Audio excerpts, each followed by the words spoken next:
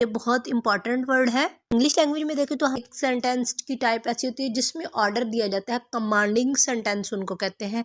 तो ये Arabic language में कमांडिंग सेंटेंस के तौर पर है। ओ बुदू इबादत करो।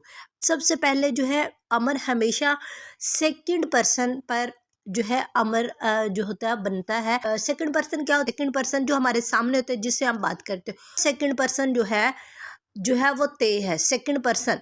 तो जो सेकंड पर्सन होता है यू जो होता है उससे हमेशा सिर्फ ऑर्डर दिया जाता है। प्रेजेंट टेंस यानी फेल मजारिया में ही बनता है। ताबुदू दाल पेश हुआ ताबुदू।